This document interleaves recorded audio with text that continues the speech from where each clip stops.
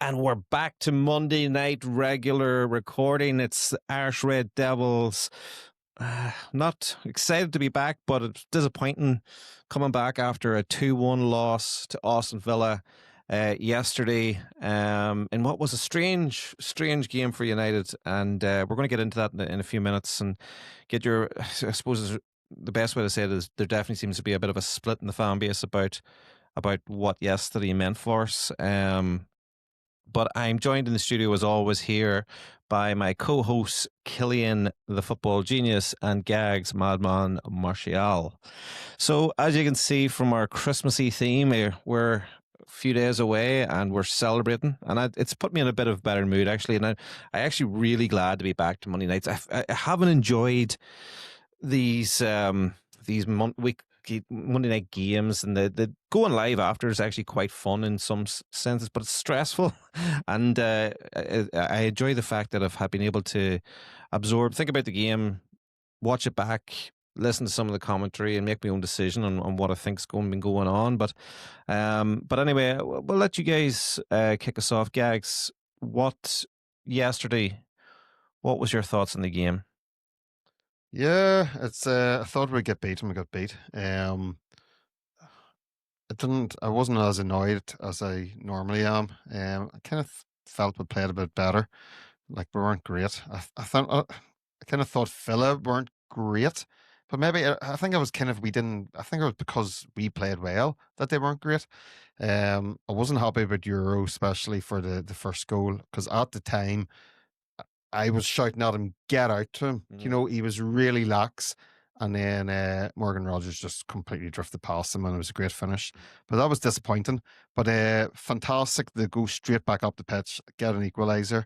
And, you know, that was good. It was happy enough. Second half, again, Morgan Rogers, masterclass. Euro at fault again, probably less so, I think, than the first goal. Dallo didn't do great for that goal. But look, we could easily have been 2-2. Cunha should have scored. Cunha had a decent game. Disappointed, like. It is disappointing. Fella are flying. 10 wins on the trot. You know, I saw they trolled the United fan with the long hair. They said he could have got his hair cut twice. They're big bollockses, you know what I mean?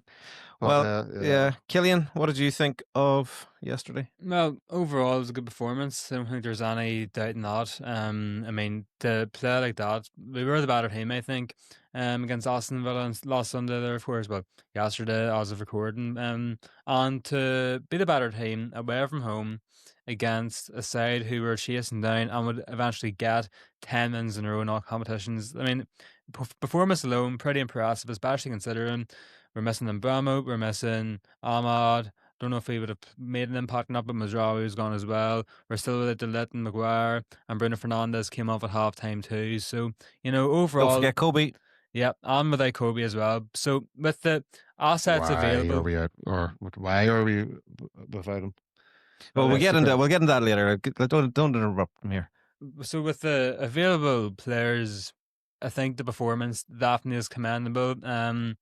Bielani Euro let us down, I think. You know, don't want to go too hard on him because he's only young, like, but I mean, he was getting spun inside out by Morgan Rogers. That's just the harsh and honest truth. Manuel Ugarte, once again, proven to be an absolute liability in midfield, and that was proven before the game even started. When he had a close up of him before the match, and his name came up, and the stat they decided to pick for him was lost all 6 Premier League matches he has started in this season. So you knew that wasn't going to go down too well. I disagree with what you said there. And I know that's what most people are saying. And now they're like, oh, it's the last 7. It's last 7 starts, United have lost them all. Look, yeah, it's not a good stat, but I don't give a shit about that. I went on how he played yesterday, and I actually thought Ugarte played all right yesterday. He had a couple, he had a couple of kind of I don't know, things that didn't go right for him in the first 10 minutes or so. But actually, as the game went on, I thought he played decent enough. I'm not saying he was amazing. I thought he gave a good solid 6 out of 10, 6.5 out of 10. I actually wasn't too annoyed with Ugarte yesterday, personally. No, I thought he was terrible. I think that there's a I there's a think he's. band the bandwagon that's jumping on Ugarte, and he hasn't been great, but he hasn't been getting much of a chance. I Oh, he's think had there's plenty of something there. chances. He's more chances than Manu this season anyway. But I think for the transfer fee, what was it, 56 million, which funded PSG's now world class midfield. For that fee alone, he has to be one of the worst midfielders I think in United's club history. I mean, I know it sounds big, but That's it's true. nonsense. You're showing your age. Yeah. Cleverson, Jamba. Jamba. Yeah, but we're then on like 5 or 6 million, not 50 or 60 million. Hold on, That's sorry. not their fault. That's not Ugarte's fault. Yeah. It's not Ugarte's fault that you think that PSG got 50 million and then got better players. That's not his fault. And he hasn't had a chance this year. You're saying he's had more of a chance than Menu. Fucking, I've nearly had more of a chance than Menu. Do you know what I mean? I actually think Ugarte, I would start him on Boxing Day night. 100%. I would have him. I'd actually have him and Martinez or him and Casemiro. I'd rather have Lisandro Martinez and Jack Fletcher as the midfield duo. I'm just looking at some stats here to put some stats to what you're saying. So he had 32 passes in the game, and he connected with 27 of them. So he had 84% pass rate. Midfielder, that's pretty good. Mason Mount was 76. And then just see what the other midfielders were out there. Martinez now here, and Martinez, he came on, played midfield, and this is impressive actually. He had 32 passes, 29 on target, 91%. You know, so again, Fernandez, with the period he was on, he was at 89%. So I think what Gags is saying, I would agree with. Like, I don't think Ugarte was the problem yesterday. I don't think he had a terrible game. He wasn't the problem. It wasn't his worst, but I still wasn't impressed by him. Yeah, I don't think he had a terrible game. Like, listen, my thoughts on that game yesterday were, I thought that I thought really the game was there to win. And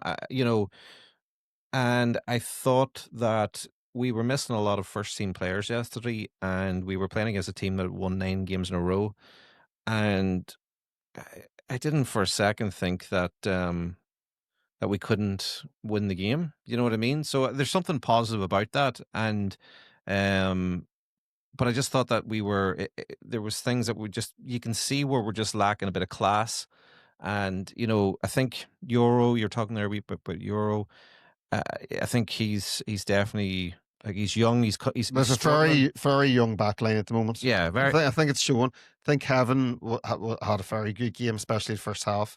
But Heaven and Euro both so young, and then Luke Shaw's all right. He was kind of all right. He made a few mistakes, but we were definitely missing at least Maguire or DeLitt. And both of them, I'd say. Yeah, both. But even if you had one, if you had a DeLitt in the middle there with Heaven or Euro, just that wee bit of experience. And it's tough enough in the lads, but I think they're doing all right. But it's just, I think there's a bit of an experience there. Yeah, and I think also switching from the 3 to the 4, and I definitely think there was the likes of, there's no excuse for the likes of Delo. He's an experienced professional, like an international player.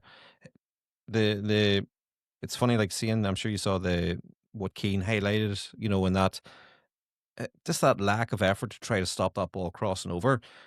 Similarly with Euro, for the first one, he needed to get out, and even we could see that at the time. You're like, why aren't you getting go? Just put him under pressure. Like, can't deny the goals were class. Like, both the goals were, he took them so well. But both could have been stopped. Both could have been. Yeah, they were both excellent finishes, but they could have been stopped. Yeah, and Amron looks at, whenever they analyse that, the message has to come clear to those players. You need to bust a gut. And it's unacceptable for Delo. Completely unacceptable. It's unacceptable for both. But Delo, I actually thought Delo played not too bad, considering how I usually feel about him. I thought he actually played decent enough, but he was still at fault for that second goal. Well, listen, I need to get something off my chest here, because 5 games ago, I gave Amarin an ultimatum, and I said that out of the next 5 games, 15 points were achievable. That I needed him to get at least 9, or I would be calling for a change. So he got 8, and I suppose the fact that we've had 24 hours now to digest it, I've kind of looked into it, because I want to address it head on. And I suppose I'm not calling for a change. He'll be glad to know, I'm sure. I'm looking at, actually, I was using ChatGPT today. I was like, compare where we were at this point of the season compared to where we were last season. Um, and it is very clear that there has been progress. Now, But whether last season, Amram, no, what I'm just looking at, I'm not putting it on him. I'm just saying about how United have done. Like, how did we start? How did we start last season up to Christmas, and how we're doing now? So, last season up to Christmas, we had played 13 matches, won 4, drawn 1, lost 8. This year we've played 17, won 7, drawn 5, lost 5. Um, so we had 13 points last year with 26 now. Obviously, we played more games, but we were mid-table. I think we were 13th, 14th, and then now we're 7th. So, listen, I think what's good about doing those, kind of looking at batching it, is that you don't react as much to an individual game. What I would say is that the performances the last few games there's been really some really bad performances, really disappointing results at home particularly. But I, what would making a change now do to help United? And I don't think it would actually help in the slightest, because it would just put us back to square one. I think now I'm going to say we have to give him to to the summer. Yeah. But I also kind of thought to myself, it is this thing. I think he's shown enough that he should get back here in January. But and something came up on my my feed today as well. Do you know it's like 7 years since Solskjaer started, and we got that bounce. And I was thinking, geez, 7 years is a long time. And we were thinking back then, or I was thinking back then, we went, what was it, about 13 games flying, like, and Ollie's at the wheel, and to think now how many players must have gone through our squad since then. And we were always thinking, even then we thought, oh, we're a couple of players away from getting, maybe we're not, you know what I mean? And so maybe the problem isn't Amron, maybe he's not the right guy or whatever, but I'm going to say that I'm seeing enough there to think to myself, I don't know if he's good enough, but making a change now is not going to help us. Yeah, He's well, not the problem. my outlook on it would be, given the end of the season, I've never really bought an Armour. I bought in them at the start, as every United fan did, but for the past number of months, nearly a year now, majority of a year, with this season anyway, for most of this season, I have sort of been leaning towards Armour out. However, I do agree with you. There's no point sacking him at this stage. We're halfway through the season. We're playing at an acceptable standard, which, if we do continue at the standard, we should be able to get European football, Europa League maybe, at the slightest, which, that's the main goal for the season. Get United back into Europe. United belongs in Europe. This season's crap because we're not in Europe. And so I think at the minute we're playing at an acceptable enough standard. The signing so far, Cunha's been all right. Cunha's actually been pretty good, I think, and Bournemouth's been decent as well. Lamens has also been decent in that. So I think the signings he's made haven't necessarily been bad either. I think he deserves to get back in the sense that he needs to get a midfielder in January, and the club should back him in doing that, whether it's maybe even just a Conor Gallagher on a 6-month loan, get a midfielder in who can sort out the midfield issues and give us a bit of reinforcement and solidity there in that weak point. However, one thing I will say is, am I convinced Ruben Amorim is a long-term solution for the managerial issue?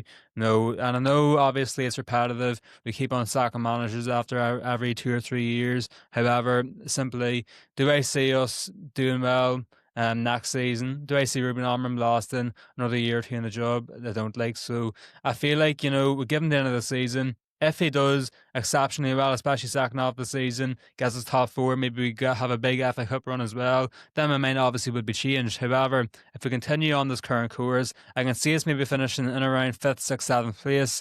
Maybe we make it a bit far in the FA Cup, but maybe not like semi-final or final far.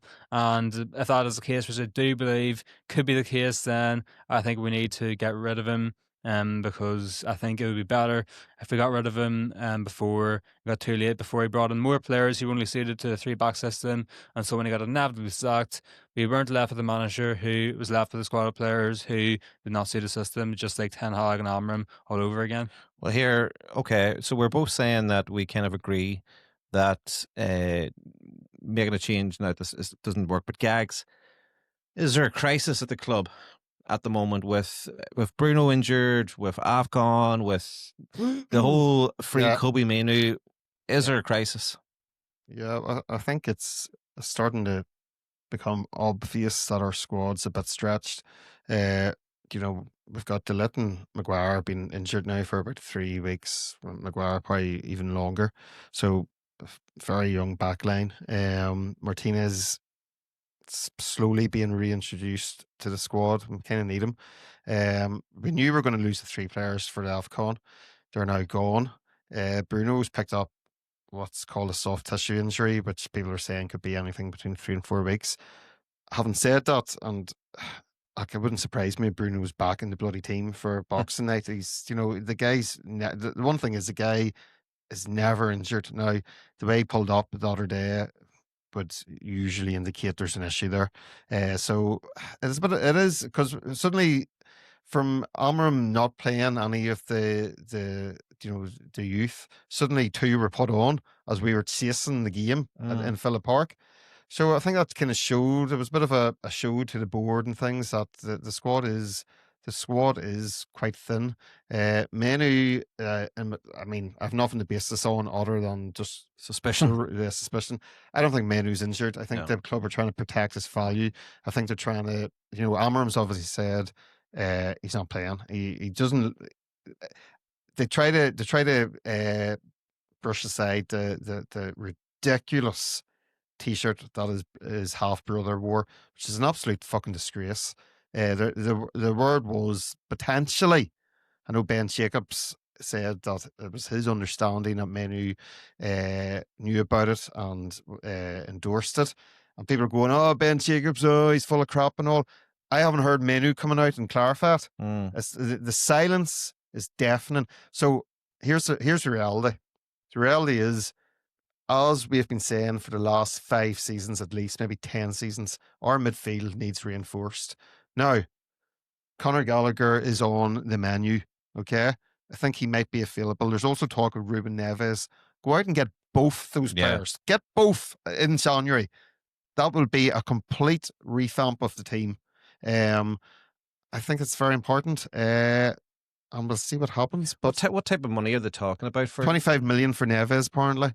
I don't know about Gallagher. I'd say Gallagher could be something similar. Yeah, around 20-ish million. Yeah, if you're talking 45, 50 million for 2 players. Now, the only thing is Neves might be, he's on mega bucks out there in Saudi. But do you know something? He'll just have to drop his wages. You can't have everything. Yeah, is he looking to come back, or is it just he's running out of contract? Yeah, no, I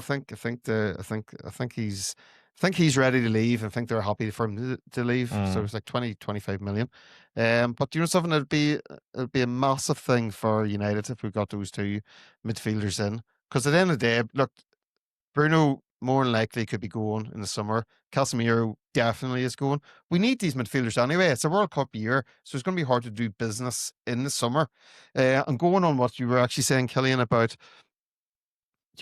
so far in the season, and Stephen, is you as well comparing it to last year and kind of saying, maybe we're not doing too bad and things, and maybe, we can continue this kind of what we're doing and we'll get into Europe.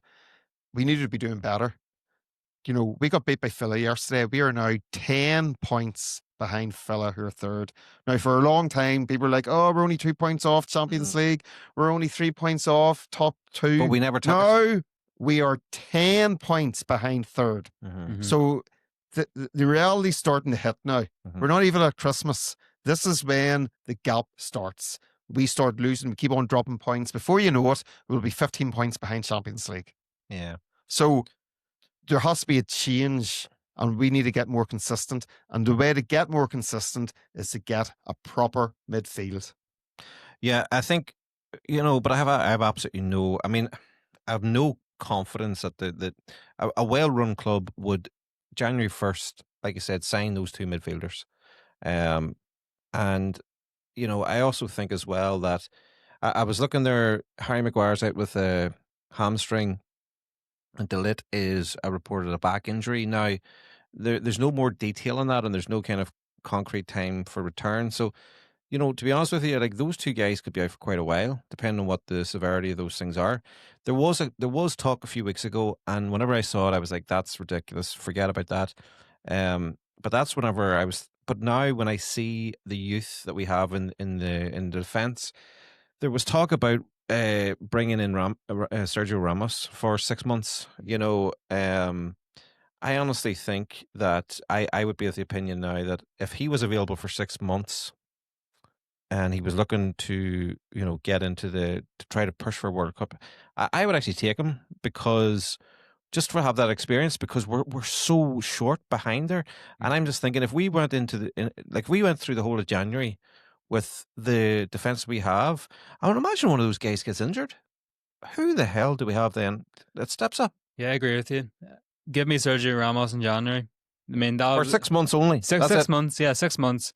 But to see Sergio Ramos United would be unreal. It's when we're playing Liverpool, a certain man by the name of Mo Salah might be a bit scared to go forward. But I don't like Ramos. To be honest with you, I don't like him. I think he's a prick. I just remember him. But that's the type of player who we need in this team. We need someone who is a prick. We need someone who can go into players hard as nails, doesn't give two craps. That's what this team needs. It's the leadership as well. A bit of a leader, a fiery leader. Yeah. That's what we needed, that back line. That would be amazing to help nurture the young talent, I believe. Guys, you're shaking your head there, but tell me this. Do you not think that Heaven and Euro would be more comfortable with someone of his experience playing beside him? He's nearly 40. Okay, we need to get away from this shit.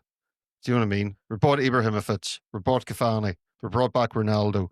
And all those players did good. Well, we're not talking here about we're not even talking about a season. We're talking here about the fact that we have so many players injured, and we're talking about our defense that has so many young players that are struggling.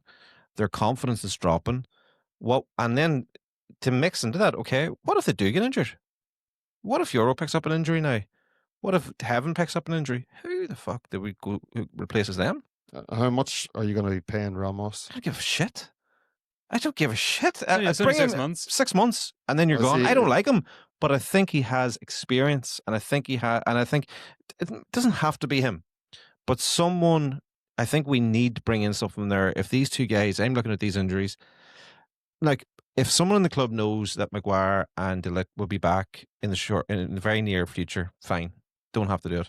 But I'm saying if they know that they could be out for Miss January, then I think they need to move and they need to bring in someone and I think he would be a good fit for 6 months. Well, here's the reality. What club was he at? Where was he? He was in Mexico or somewhere? Monterrey, Mexico. Okay. How long was he there? 6 months, I think. Only 6 months? Under a year, anyway. He played his last game on the 7th of December, so he's been fit. And where was he before that? I think he... I'll look it up here now. I feel like he could have been in the MLS. Not sure, though. He might have been... Let me know where he's been the last 2 He was at PSG, years. I remember. It could have been PSG, actually. He was there for a few years. He joined with Messi, I remember, a few years ago. Yeah, no, he'd gone to PSG, and when he arrived, he was injured. But let me see, Manchester United. Okay, there's actually something today. It's actually Romano actually has put out something yesterday about him. So go to FootMob or something, and tell me where he's been the last 2 to 3 years. Try my best. Sergio Ramos. Right, there we go. Right. So Romano fuck Romano. I want to know where he's been. Saying that United have not made any contact with him. I'm waiting for the fucking pages to load.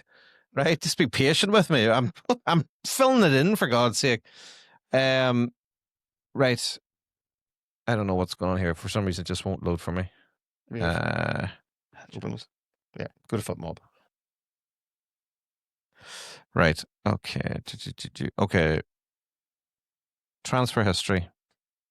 Paris Saint-Germain, he went there 2021, 2023, it says no team.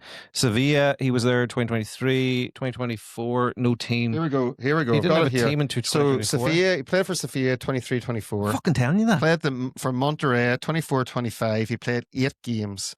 And then he played 26 games in 25-26 for Monterrey. Right.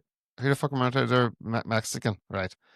Look, guys, Sergio Ramos was, as you say, he was a prick, but he was a bloody good player. Okay? He was a good prick. He was a good prick, right? He was a good player. We don't know what sort of player you'd be getting. I know you're saying, oh, it's only 6 months and all.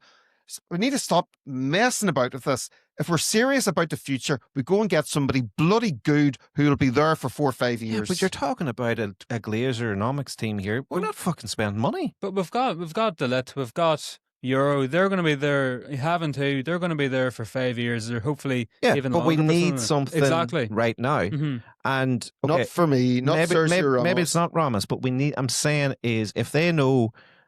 What I'm saying is we cannot go through January with that. We need experience in there. Now, fair enough, Martinez is back, but it looks like he's going to be needed in midfield. So you could say we should get 2 midfielders. But again, if you get 2, then maybe that solves that. But listen, do you know what the thing about it is? It's unrealistic to get 2. It's going to be 1 maximum. Then they probably won't even get anyone. They'll probably they'll probably say, "Oh, we're wait for the summer." Why do you think it's unrealistic if Neves and Conor Gallagher are both available? Well, I'm not saying it as in we shouldn't go for both. Absolutely, I know, we should go for both. Aye. But do you have any faith in this club that we can sign both Ruben Neves and Conor Gallagher within the space of a month? Of course I don't have faith because they're useless. But the reality is, I would have as much faith. Basically, what you're saying is Sergio Ramos is an open goal because he's clubless. Do you know what I mean? That's he's what cheap and keen to play. Exactly. we excel on taking the shit that nobody else wants. Yeah. Do you know what I mean? That's what we've become. That's what we are now. Mbumo. Not that he's shit. It's because Mbumo said, I don't want to go anywhere else. And United were like, you're our kind of player. We don't have to negotiate. Crazy. But no, look, Ramos, he was a good prick. Now he's just a prick. Do you know who... Now, maybe I'm wrong, but do you remember when Laurent Blanc signed for United? Yes. He was past it. Yes. He was brought in for a short term. Yes, I remember. Yeah. And he wasn't that good. And we did not have a defence as young as this. He wasn't that good. I know, but he did he'll play better than Ramos. Yeah, I think Ramos, at the age of 40, will be found out in the Premier League. That's the reality. He'll break ankles. Put it that way. Yeah. Well, he'll get red cards. Well, he'll guarantee 2 or 3 red cards. He may put a Holland or a, I don't know, soccer or someone. He may put a big player out of the game. Will we get Keane Keane could do that, like. Let's put it out here to Sergio. Sergio, if you feel you can do it in Premier League, come on to our podcast. Explain to us how you can still do it in the Premier League. Yeah. All right. Listen.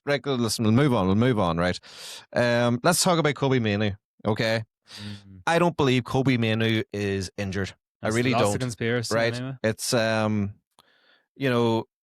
think Amrin. There was some. I think Amrin speaks well. He does speak well, and some of the things he said in press conferences this week, when he talked about young players and sense of entitlement and things like that there. And listen, he's talked about how Mainoo got his chance last year and he didn't take it, and he did get his chance last year and he wasn't very good.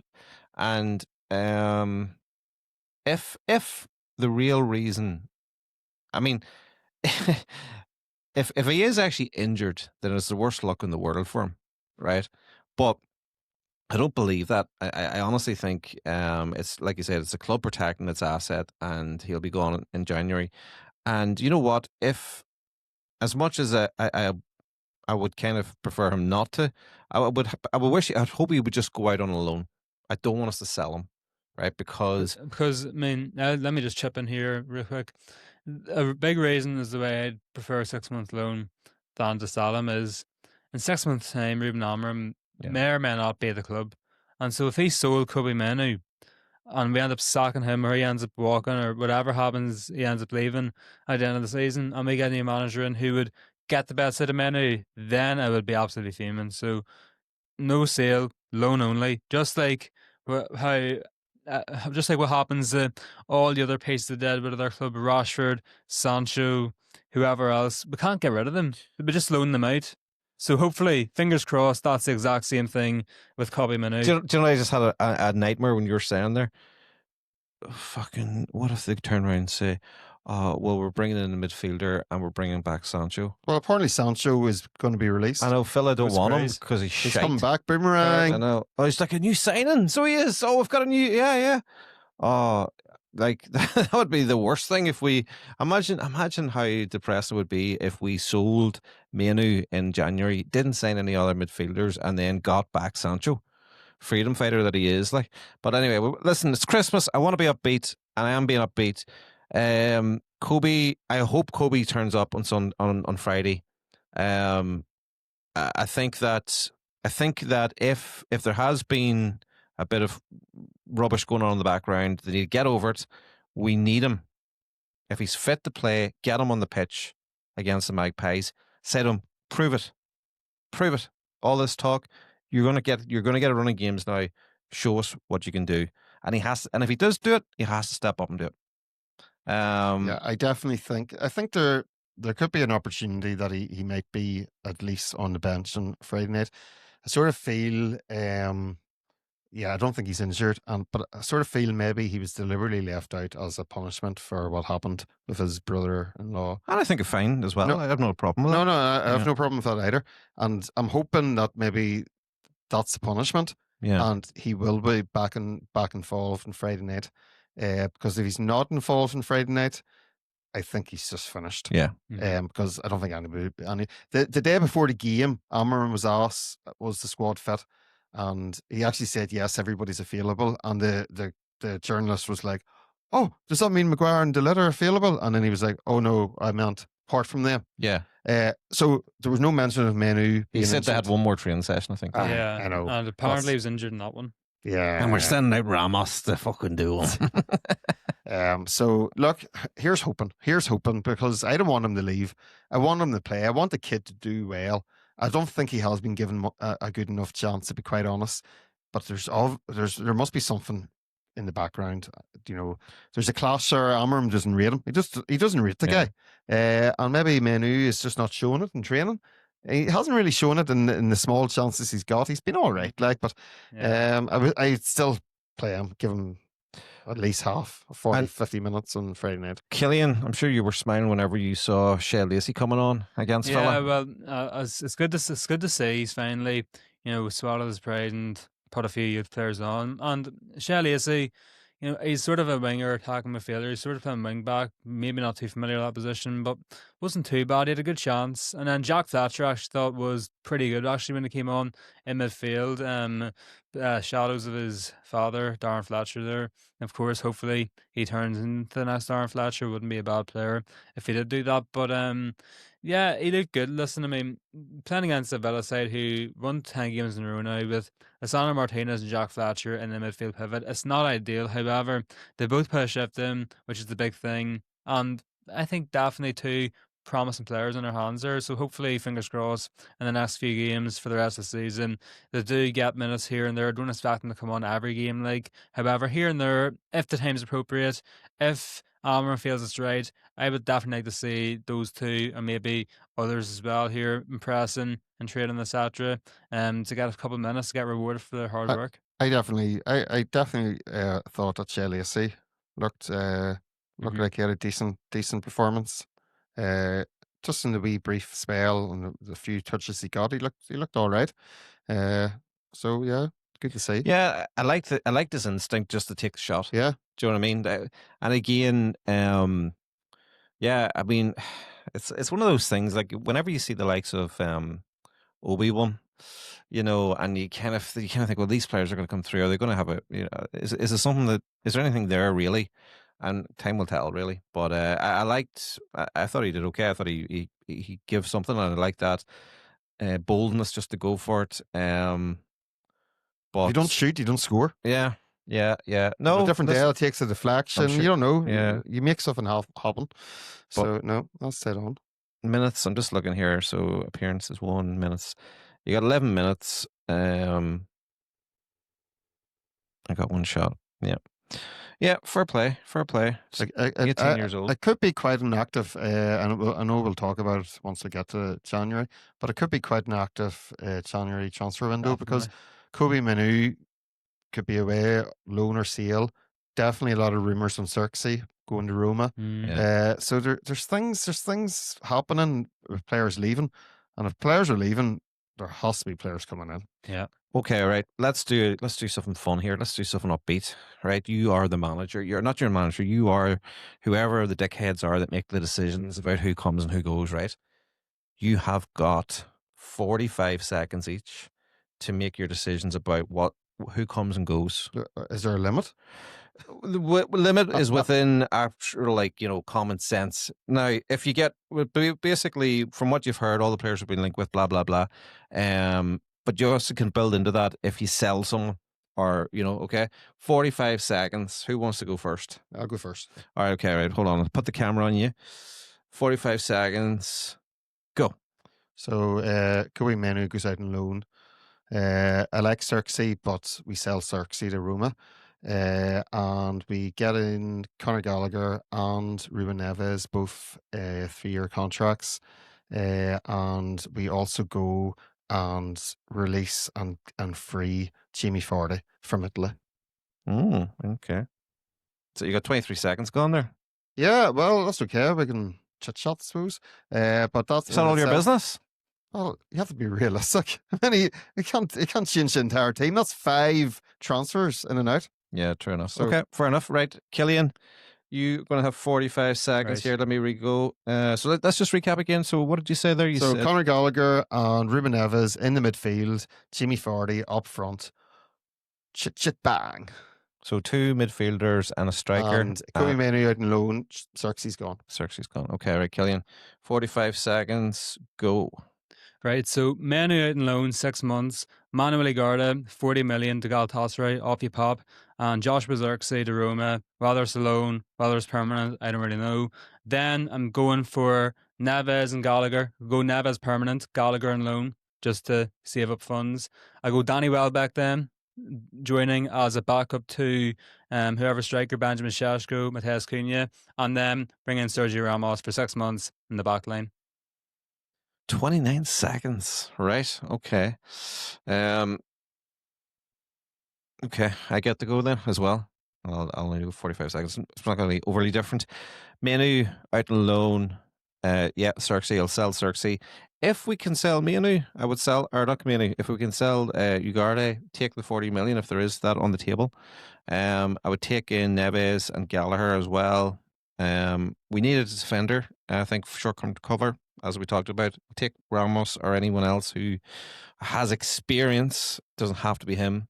What do you call the forward there as well for Bournemouth? No, Bournemouth. Who was it? What is it called? The guy that's linked with United and Silly? Semenyo. Well, he's not a forward. He's more like a winger. Yeah, and I would take him as well if Xerxes going to Roma. 65 million. Yeah, that's the only thing. He's very expensive. And I mean, like, give it down. Be realistic. Fuck! I didn't say you have to be realistic. I just said, oh well. We're set, but I sold you Ugarte. Yeah, you see, you have to be realistic. Nobody's going to want him. I've sold Ugarte and I've sold Josh. So there you go. Josh, boy. I've been seeing the links about Semenyo, and as much as I appreciate how good of a player he is, I mean, he hasn't had the best past 2 months, but he's a very good player. And I mean, listen, I would be happy to see him United. However, I just don't think he suits us at the minute. We need a striker. I mean, looking at the attack, forget about midfield. That's pretty obvious there. We do need a striker who is capable of scoring goals on a consistent basis. Exactly. And maybe Semenyo offers that, but he's very similar to Cunha. He's very similar to Mbeumo. He won't be playing a striker. He'll be occupying the positions behind the striker. So if we brought in Semenyo, we'd have Semenyo, Mbeumo, Cunha, Bruno. Well, Bruno probably plays in pivot anyway, but Mason Mount, those 4 players all battling it out there, and Bruno can even play in behind the striker too. So that's 5 top quality players. I think we're just oversaturating that position in particular if we go for Semenyo. So I think we save our funds, we look elsewhere. I think Danny Welbeck's a much cheaper option. He can score goals on a consistent basis. He could definitely play as a good backup option or a decent backup striker. Is there any talk about Managerial. Is there any talk about Danny Welbeck even being remotely possible to get from Bournemouth? No. Nope. He plays for Brighton. Or Brighton? Mm-hmm. Well, every now and again there's links. So I had 10 seconds left, didn't I? I forgot to say, sell Dallo. Get him the fuck out of here. Who are you replacing him with? Don't give a shit. Anybody. I didn't like him going across the pitch to take a throw in. Oh, it's A long bullshit. throw. I didn't like that. Didn't like that at all. And then he throws it straight to Martinez. Yeah. Not our Martinez. Their Martinez. Yeah. Oh, jeez. No, it's bullshit. Yeah. Get the ball back in and start playing it about. Keep it moving. I would keep Dallo for the rest of the season. Like, No. I don't mind him. He's not great, but he's. I don't think he's. I would keep him to the rest of the season. Yeah. Yeah. You're not going to bring in anyone better than him at this time of year. No, we thought Patrick Dorguy's going to be better than him. That's turned out, of course. Only a year ago. Dorguy's on the left. Well, he actually he did at least he did Dorguy actually first goal. First goal. And it was his cross for Cunha's. That he Miss. should have. I should have put that. That's, I mean, 2 assists. Yeah. No, Dorguy actually played well. Yeah. And there's a lot of people don't like him. You know who you are. But look, he's been a bit dodgy, but he probably had his best game first. So Yeah. maybe he'll have another good game on Friday night.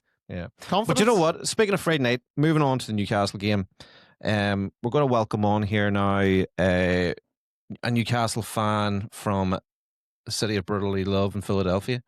Coming on from Newcastle Fans TV. Josh, isn't it Josh? Yeah. Yeah. He's going to come on and chat to us. But before we get talking to him, I just want to say that I'm starting to get that Christmassy vibe. Maybe it's the beer, but it was definitely a good addition to the podcast night. Loving the Christmas lights, and Respect. I'm pleased that it's disappointing that like Boxing Day doesn't have too much football on, but I'm really pleased United's on. Yeah. You know, No, I'm looking forward to it. so you know, I definitely I think that we maybe it's like I said, maybe it's having a beer and thinking that we're going to do something, but I actually think we could. Here's hoping. Another night under the lights. Yeah. Time to regain the Old Trafford form that we had earlier in the season, which we have lost in the last month. What way do you think he'll line up? Let's assume Manu is injured, right? Well, if Manu wasn't injured, he wasn't going to play anyway. So what difference does it make? You'd like to think he would have played if he was. Given how stretched the Wouldn't squad start. is at the minute, I could imagine, other than Casemiro coming in for Bruno now, that he's back from suspension and Bruno's injured, I very much think he may very well just line out exactly the same as he did against Villa. And that wouldn't be necessarily the worst option because of how good we were against Villa. And the only change being, of course, Casemiro coming in for Bruno. So I think just go for that. I don't see much point in playing about the squad too much, given how stretched it is and how little depth. Do you mean Martinez starts on the bench then? Ooh, That's what I'm saying, yeah. I forgot my Martinez there. I think Martinez needs to start. Yeah, he does need a start, I do guess. No, I'm taking Killian's first choice. You said quite clearly that you were sticking with Figorda. Well, Yeah, that's a rat move. now, the realistic one would be just bringing Casemiro in alongside Ugarte. That's realistic. That's how I can see it unfolding. But if you were to ask me, I would put Martinez in the head of Ugarte. So Casemiro, Martinez, midfield. But apart from that, just keep the team same as. I would actually have Casemiro and Ugarte in the centre of midfield, and I would like to start Martinez and put Luke Shaw on the bench. I think Luke Shaw gets a power up. I think, he wasn't at his best against Villa, and he hasn't been at his best for a lot of games this season. And that's why he should be dropped. But there's also been quite a lot of games this season where he's played pretty good. He's stepped up as a senior figure in the team. No, he did. He had a couple of good games already. He against Palace. He had couple of high presses, significant blocks and things. To be fair, I'd stick with Luke Shaw. I think he's a quality player still, and he can give us a good performance against Newcastle. Do you know who I've been impressed with, and I'm really enjoying seeing him? Is Mason Mount. I mean, I just Yeah, he's doing all right. he's working hard. Like Yeah. there was a couple of he was, there was one tackle. I think it was in the first half where he showed that desire to get the ball. I know it was like they were coming out, and I think we we actually just thinking about that. We are actually make some really bad control. Our players control the ball really badly, and then it comes to them. They're not under pressure, control the ball, and then it goes like 3 or 4 feet away, and we lose it. Yeah. I think that happened, and then Mount came in and really got stuck in and got the ball back. And but yeah, it's great seeing him turn into a player that you had seen before at Chelsea. Or He's about to go yet. But yeah, he's definitely staying hopefully fit. keep him He's staying fit. fit. Yeah, And if he stays fit, we might see more of the Mount we want to see. That's what we want. we are joined by Josh here from Newcastle Fans TV. We're here to talk about Boxing Day and Newcastle United, and what is obviously give us your Newcastle fans take on how you guys are currently getting on this season. Obviously we can look at the table, but we're always keen to find out from a true fan is like what's going on with your club, how he's performing, and then what way he's looking leading into this game against the mighty Reds.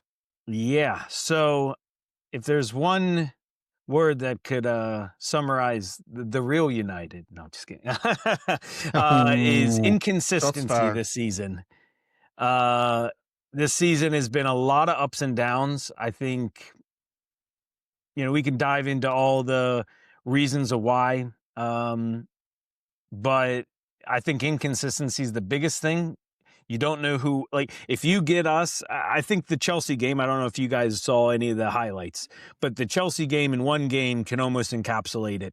If you get first half Newcastle, you guys are in for a rough Boxing Day.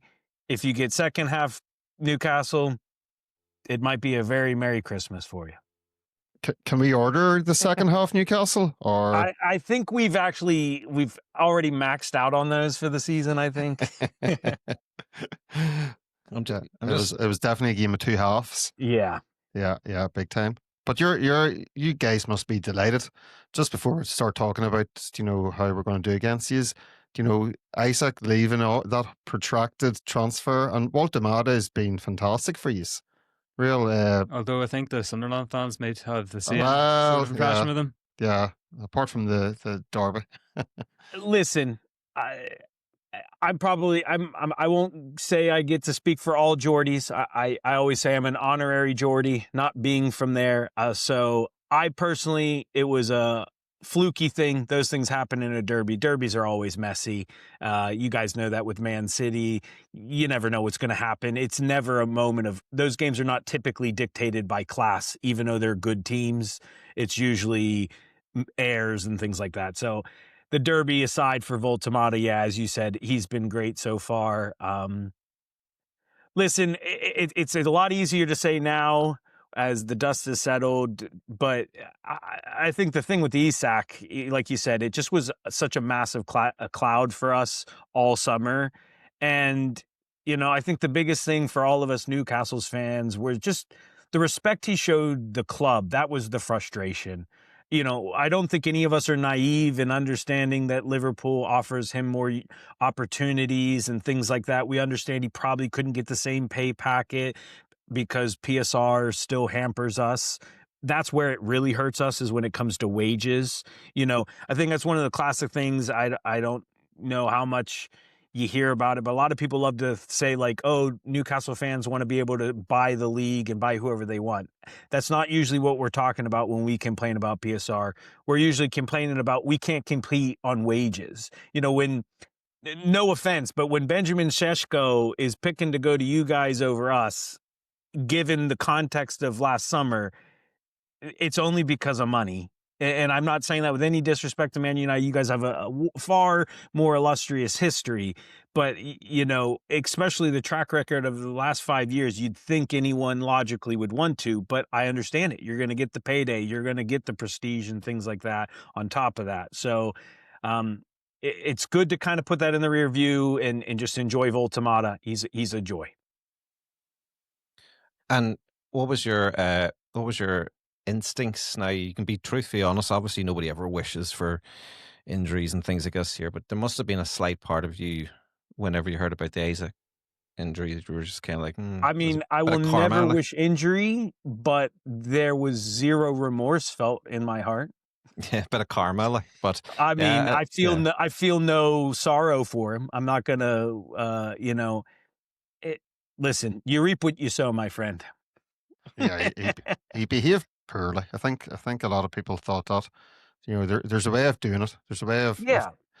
but then people compared it to how Gahey reacted, and he stayed professional, but he didn't get his move. So, yeah, but I thought it was poor by Isaac, and I think it probably had an effect on how his career started with Liverpool, because he didn't really have any preseason. He was more or less on strike, and it's had an effect, and maybe that's led to partly to his injury. I know it was a bad challenge. yeah. I should just say, like, obviously you never want to see players getting injured and stuff, but I wouldn't imagine Newcastle fans would be, like you No, said, losing any sleep over it. Like, No, I mean, we've definitely been relishing in his on-pitch woes.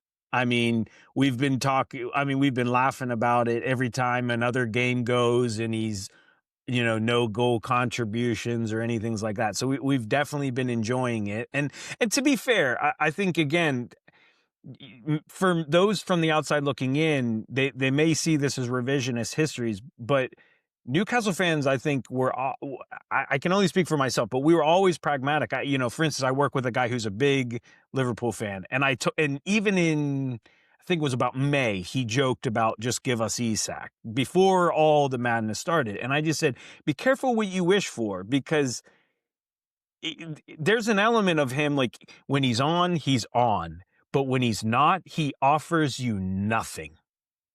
And that's one of the things that I kind of like about Voltamata, is Voltamata can still give you things if he's not putting it in the net. And I realize there's an element of, especially depending on your age, you just want your number 9 to put the ball in the net. And if you do nothing, that's all they care about.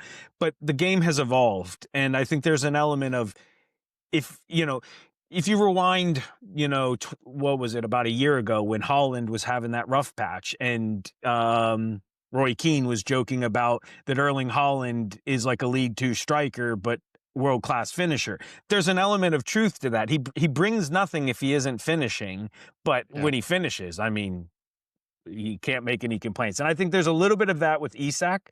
I also think Isak misses one Jacob Murphy. He succeeded on the fact that we had wingers that understood it was not about them. At Liverpool, you have wingers that want to score, that want to invert, they want to cut in. Gordon will cut in from time to time, but Gordon's also not going to hesitate to put a cross in. Jacob Murphy is definitely going to be cross first. So I think he thrived in the system, and he will miss that. Yeah, I think ironically I think that's the issue Hoyland had for us. He played in a United team that had players like Garnacho, and there was very little service coming into him. And I would have kept Hoyland, and I've said that in previous weeks. But likewise, I think even with our new so-called wingers and Bumo and Cunha, I don't feel we cross the ball into Shesko. Like, Shesko's a wee bit like Walter. He's a big guy. Put the ball into him. You guys supply him. He's getting headers and he's scoring goals. So, it's the way that football should be played, especially when you have a big number 9. Mm-hmm. Yeah. Tell me this. What is the attitude in among Magpie fans about this Boxing Day game against United? How would they be approaching it?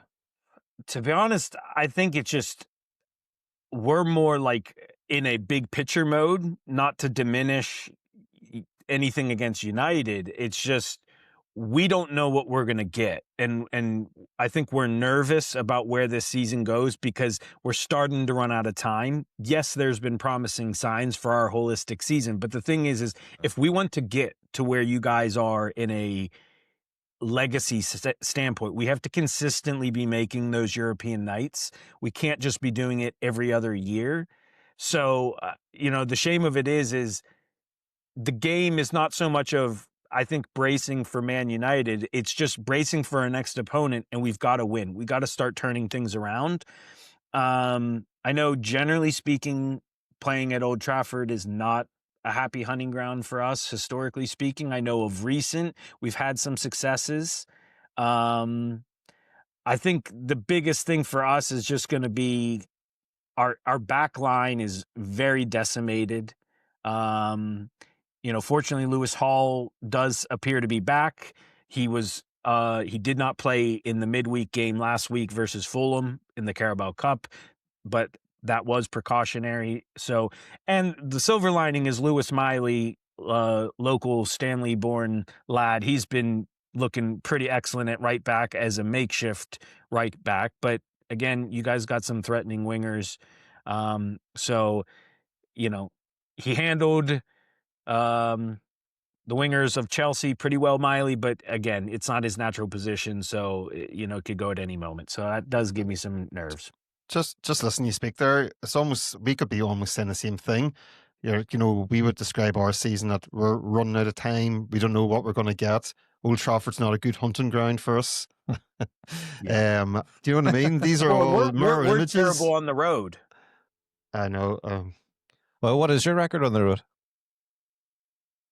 I think like one win. I think a handful of draws, and the rest are losses. Okay. I'm just looking up the. I think our only win on the road was Everton, which we smashed them. Yeah. We drew Leeds. We drew Villa. I think we drew Bournemouth at the beginning of the season. Yeah, I'm just looking up here. So, this is from September. So, but we lost obviously at the Mackems. I was actually whenever I looked it up, I was surprised that we're not having a good season. And then when I saw we're still above you guys, I was like, geez, I thought Newcastle were doing better. Yeah, I thought that too. I know it's funny. We say that sometimes too right now. We're like, really? Are we above like, Newcastle? Yeah. No, honestly, it really it's just been inconsistent. You have a great game and then you don't. I mean, the biggest thing I think, and probably why it's deceiving is, and you guys probably heard all about it in the last couple of weeks if you just watch a lot of football content, is after the result this weekend, we have now dropped 13 points from winning position. And I think something like 9 of them have happened in the last 5 minutes of the game. Yeah, I remember this against Spurs, that Christian Romero basically kick. Yep. In injury time. Yep. So we lost 2 points to them just a couple weeks ago. I mean, the Liverpool game, we almost stole a point to come back with 10 men. And then we let their youngster score in like the last kick of the game. We had a 1-0 lead against Arsenal in the 86th minute, and then we conceded twice to lose that game. So I think the big thing has just been closing out games. If it hadn't been for, I mean, I think if we had those 13 points, I think we're like something like second. Mm-hmm. So basically what you're saying is, if you're beating us on Friday night, just hang in there. Don't turn it off. Don't turn off the TV. It's okay. It's Newcastle. It's Newcastle. There's still 5 minutes left. Yeah, there's still 5 minutes left. Don't turn it off. Then. Yeah, I can see this is actually good therapy for us tonight, because like I said, I absolutely thought the same as you. It's like, oh, it's just not a hard game. Newcastle. Yeah. I am looking here at their away form. So, last 6 lost, 1 lost. Or maybe it might be the other way around. There's only 1 win there. I mean, the one thing I will say, if you look at our Premier League form, it's going to look a lot worse than I think our holistic form has been, because it's funny, you were saying about you've had a few midweek games. I don't remember the last week we didn't have multiple games. It's been pretty much 2 or 3 games a week since September for us. Because now we're in the semis for the 3rd of 4 years in a row in the Carabao. We're doing pretty decent in the Champions League. So, you're not going to get any sympathy here. Like, it's like, I remember those days. Yeah, I know. I was like, oh, fuck, I remember what it was like to be a big club and play more than 1 game a week. No, I'm no not sympathy here. We're bored out of our I'm just saying our Premier League form probably makes us look a lot worse than what we are, because a lot of our response games have then been in the Champions League. We'll lay a goose egg in the league, and then we'll go, put a good one in the Champions League or in the Cup. So Yeah, and maybe that's why I kind of thought you're probably doing better than I realized, because there's Champions League and Cup games, Yeah. and you're maybe doing well in them. Yeah, no, it's mad. Like, So, okay, so for speaking as someone, these two guys seem to know a lot about Newcastle, and they're talking there about players and forms. I haven't seen Newcastle all season. I really don't watch any other teams, like, to be honest. fair enough. So from my point of view, then how are Newcastle going to line up against United, in your opinion? And how would they think that they can beat United at Old Trafford? Well, kind of like you, I don't watch Man U week in, week out. Yeah, we're But I shite, think so- from what I've heard, a lot of your same woes of the past couple years is kind of when you have a bad day, it's similar thing, and it's your midfield. That's the one thing that gives me hope, because yes, our midfield has not had its greatest season.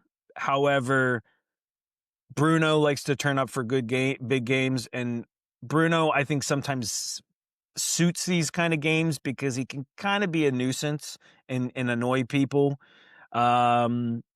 Also, Sandro, I think he's been battling maybe some fitness stuff throughout the season, maybe some illness, because he hasn't been at his top form over the last month. But when on form, I would argue maybe he definitely would be in the best midfield three, I think, when he's on form, Sandro Tonali. But I think that's where you guys should be most worried. I think our midfield, if you guys don't play the right midfield and you don't have that energy, like I would love for you guys to put Bruno and Casemiro, just put them in there. They still got it. They can still do it. Bruno's out for a month now. Yeah, the thing is, okay. the thing is now, well, Casemiro's probably going to be back from suspension, so we'll have him he'll be anyway. back, But yeah. if it wasn't for that, we'd be having a midfield of Manuel Ugarte and Jack Fletcher most likely, because Ugarte and who? Jack Fletcher. Oh, Darren, yeah. Darren Fletcher's son. Because Bruno's injured now. This is actually Bruno's first ever injury, I think, in his career, which has lasted longer than a week anyway. Casemiro's suspended against Villa. He'll be back against Newcastle, so he at least will have him in midfield. And then there's Kobe Manu, who's basically a prisoner at the minute at Old Trafford, so no chance. Well, yeah, he's and gonna- is lots that of a joke? links with us, maybe trying to get him on loan. Yeah, exactly. I think he'd do good at Newcastle because he's a brilliant player, but Ruben Almer, for some reason, has something against him. Sometimes that just happens, you know? Yeah. I'd actually love to see him go on loan to a club like Newcastle, because Yeah. he could do really well. Mm-hmm. And obviously, well, kind of, yeah. I don't no, know. I'd Actually, rather he didn't go to. Yeah, actually, somebody I was gonna say, he really might fall in rivaling love. us, no. He might no, fall it'd be in love better if with he went Mala. abroad, maybe. Yeah, Yeah. Well, I mean, United's midfielder. Well, the I midfield think that we have is midfield's terrible. so- probably the spot for you guys to be most worried. I think for you guys, it's just going at our back line. You know, Malik Chow has been awesome. Probably, if not the Premier League signing of the summer, when you factor value for money, he's definitely got to be in that top three for value for money. I mean, AC Milan fans were joking that they robbed us when the deal went through, and now everyone's talking about how we basically got him on the cheap. I'm so much happier that we got him instead of overpaying for Mark Gay. I'm not saying Mark Gay is not a good player, but he's not 65 million that Crystal Palace was trying to hold us ransom to. But yeah, I think you guys just got to go at the problem is we're prone to a mistake. And there's kind of like you guys, we were talking about with like late minutes. There's kind of that, if you get one, I worry about our mentality. The heads can go sometimes like, here we go again. Sounds like us again. I want to ask, actually, who do you think would be involved in Newcastle's best front three currently on form? I mean, Nick Valtamata obviously would be a striker, but who would you put in the wings? Because there's number of options there. Anthony Gordon's had his decent purple patches this season. So has Harvey Barnes, who's had a couple of excellent games. Anthony Elanga, the big signing, hasn't really hit the ground running, but from what I've seen anyway, he still does pose a threat with his quick pace. And then Jacob Murphy, as you mentioned, he's a player Alexander Isak's probably missing this season, and maybe he wouldn't be the most sparkling player on everyone's list. However, he's definitely a very good player and a good playmaker too. So out of those four players, four very good wingers, who do you think are the two current best to partner Voltamata in that front three? For me, on current form, it's not a hard question. I know others may disagree. It's Barnes on the left, Murphy on the right, Voltamata in the middle. Murphy, I'm not giving up on Elanga. There are some portions of the fan base that are starting to turn on Elanga, I would say. The patience is really getting thin, and I get it. When you pay that much money, it is frustrating. But I also think historically, the way Eddie works with his players, he has very specific things in mind. So I still think Elanga has time. I mean, I'll use Gordon as an example. We signed Gordon in a January transfer window, I think 2 years ago, and we saw him basically one time, and we spent $55 million, and people were starting to say, why the heck did we even bother? Blah, blah, blah. And then that next season was the year that he really went lights out. So I'm not giving up on Elanga, but on form, it's really no brainer for me. It's Harvey Barnes, Voltamata, and Murphy. But the problem is they all can frustrate you. I mean, the only one I would say that isn't really frustrating is Voltamata. Voltamata is exceeded my expectations. And the funny thing is we were talking briefly, Stephen, before the show, I got into football because I lived in Germany. I lived in Stuttgart. So the only other team I loosely support is Stuttgart. So I knew Voltamata very well when we bought him from Stuttgart to come to Newcastle. So I was pretty pleased with that. Okay, so we always ask for predictions. We'll start with our guest here today. What's your predictions for Friday night? Is it nighttime game? Isn't it? Nighttime. Yeah. I think it is, because I think we're the only game that day. Yeah. Mm-hmm. It's fortunate, it's a disgrace almost too, because Boxing Day should be a day filled with football, and I think it's still filled with football in lower leagues, but Premier League, I think it's actually to do with the scheduling. I was going to say, it's a strange different one. dates. It's to do with the scheduling. I think it's just this year alone, maybe they've decided to only put one game on, but As long as United are on, I don't care. Yeah, So okay, so Josh, what's the score going to be? I think it'll be entertaining. We do let in goals, so I'm gonna go 3-2 Newcastle.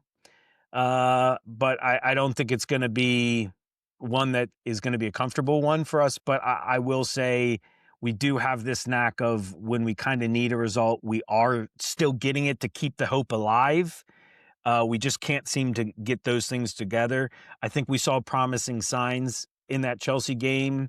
One of our biggest frustrations amongst the fans has been we'll get a lead and sit back and invite the pressure instead of going at them. And I think part of that's because we're still trying to learn how to juggle that game, all the games. You guys are, Man U, you guys are well versed in playing 2-3 games a week. Newcastle, we're still kind of getting used to that. So I think we're just at the bare minimum of having the necessary squad depth to really be competitive in everything. So, yeah, I think with that, I'll go 3-2, but I'm sure you guys are going to keep it interesting. And yeah, I agree with you guys. I mean, I'm not local, but shout out to the Newcastle fans. I mean, I know on the fan forums for the locals, they are absolutely fuming about the game time and the day, and they're always convinced that the Premier League do it to Newcastle because they know they're insane enough to travel no matter what day, what time, and anything like that. Yeah, probably. That's a good point. Yeah. They're probably right too. Okay, guys. So what are you going for?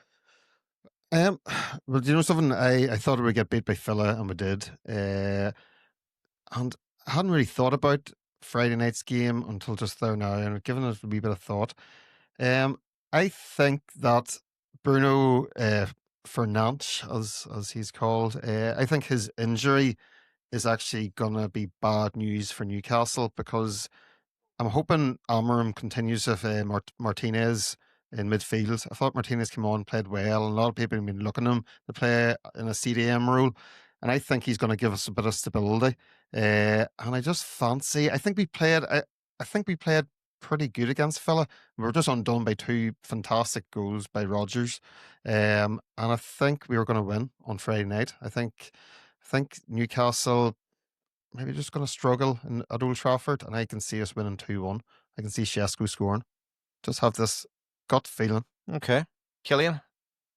It's a very tough one, actually, because, I mean, you're saying, obviously, you think we'll win, Newcastle struggle at Old Trafford. I'm just thinking about the past few times Newcastle travel to Old Trafford, and it's not necessarily been great for us, to say at least. I think it was this time last year, actually. It was the last time Newcastle travelled to play us, and we lost 3-0. We do have a tendency to play you around Boxing Day. Exactly. I remember numerous times throughout my life we were playing Newcastle on Boxing Day or a couple of days after it. I don't know how that happens. It's weird. But I do remember last year, lost 3-0, and it was a real toxic atmosphere. It was a game where Xerxes came off after like 25 minutes, got booed and all. That's right. It was a really toxic game. And we're only like a month into Almirom's tenure as well. So, you know, and even before that too, we lost 3-0 at home in the Carabao Cup as well. So past few times hasn't been great. But looking at their performance against Villa, I was very happy with overall the performance.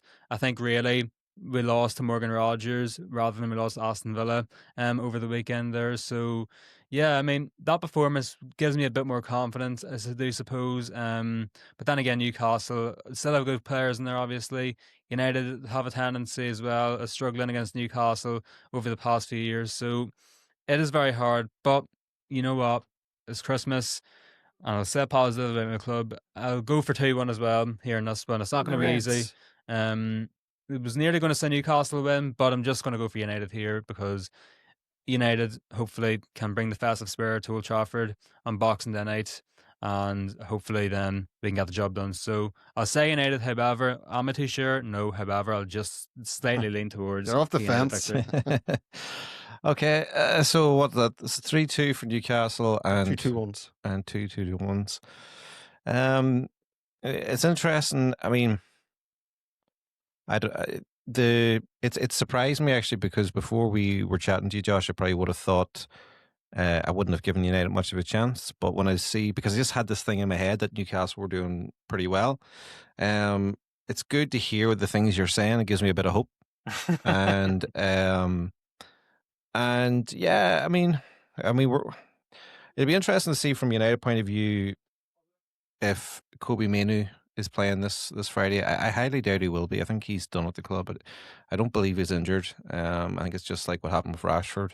And they said he was, what did they say, Rashford was sick or something? I think they're protecting his value rather than going down. So I'd be concerned about that. But we did play well against Villa, and our last few home games have just been so bad. But I'm going to get off the fence, and I'm going to say I think there will be plenty of goals. I think there'll be plenty of mistakes. Yeah. I'm going to be positive. I'm going to say 3-2 win for United. So probably somebody's right here. Or else it's going to be 0-0. It's going to be 0-0 or honor. But right, okay. Well, listen, Josh, will you be watching the game? What time will it be on at? Oh, it'd actually be good for you then. It's a good question. I forget. So what time is it your time? So it's 8 p.m. our time. So what are you, so 5 hours behind us? 3 o'clock in the afternoon for me. Perfect. So yeah, fortunately, I don't have off Friday, but I will be at home. So it'll be easy for me to watch while I'm working, which is a lot of times how it works on the midweek games here in the States. You got to multitask. Yeah. Get paid while you're watching it, basically. What's just before we finish? What is the general Newcastle view on Eddie Howe? Everybody still loving him, or what's the crack? It's so funny because the one question I want to ask you guys was about Almiron, but I'll answer yours first.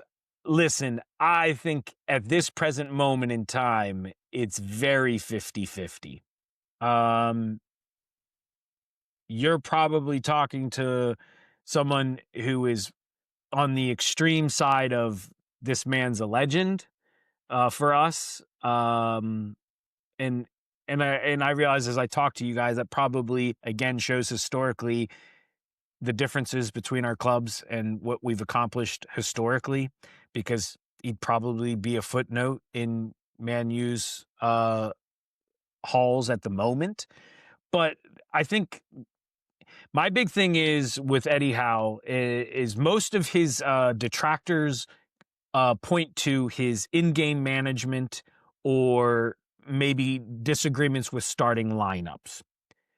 I don't think many of the complaints come outside of that. When you talk about like him as a man manager, not a single player ever has anything bad to say about him, things like that. So to me, my opinion of Howe is he has the skills you can't teach.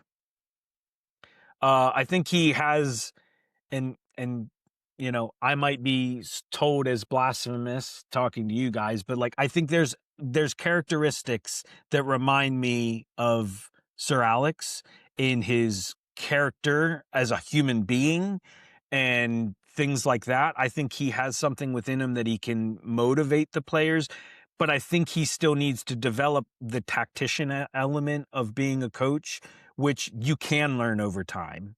So that's why, for me, I don't really care what happens this season. Personally, in the grand scheme of things, I would give him through the season no matter what. There are many that are already starting to get frustrated. And I understand where they're coming from, because as I alluded to earlier, if we're ever going to break this PSR bubble, we can't have off seasons. The only way we can grow our PSR and our debt to revenue ratio is by consistently being in Europe.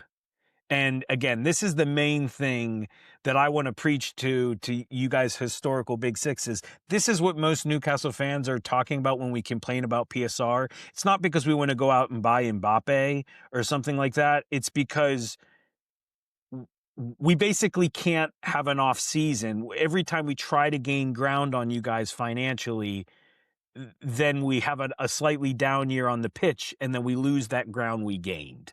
And it gets really tricky to do that, where Arsenal can loan money to themselves and it doesn't matter, or Chelsea can sell the women's club and it doesn't matter, and things like that. So, but anyways, Our City can break all the rules and it doesn't matter as well. And City can break it. And listen, many Newcastle fans have even joked, like with the City thing, just break enough rules that it takes them 15 years to charge us. We'll enjoy the next 15 years in the meantime. Yeah. But yeah, I personally am strongly in the Eddie Howe in. I love that man. He's given me some of the best days of my life supporting Newcastle. Obviously, I'm a newer supporter since 2015, but he just understands us, and I think that's almost more important some days. It makes it more digestible when you have a bad day, where I think sometimes, like, maybe I'm supposing for you guys in Amarin, like, he still hasn't embedded himself in Man U yet. So when you have an off one, he doesn't feel like one of you. Where for me, like, when we have a bad day, I'm almost like disappointed in him because I know he can do better, if that makes sense. Okay. Okay, well, time will tell. So, yeah, time will tell. And You'll be back after the game on Friday going, Eddie Howe out. 6-0. That would be brilliant. Listen, 6-0 would definitely test the resolve, but I'd be quite surprised if it was that bad. Yeah, true. All right. Well, listen, Josh, we really appreciate you coming on. Yeah, thanks for having me. We'll catch up with you. Hopefully, maybe next Monday night. We're kind of. Are we back to Monday night recordings now? Have we got? I think we're playing Wolves the following Tuesday next week. Okay, so we probably will be recording next week, but we'll reach out to you anyway. And listen, happy Christmas to you. And Merry Christmas to you guys. Again, thank you so much for jumping on, and we'll see you on the other side. Yeah, go enjoy a good Belfast Giants game for me. That's good. Very good. Will do. All right, good man. No, Thank you. Cheers. Bye. But yeah, guys, thanks very much for tonight. No worries. Yeah, 100%. And happy Christmas. Happy Merry Christmas, Christmas. guys. Come on, the Reds. Go on, United.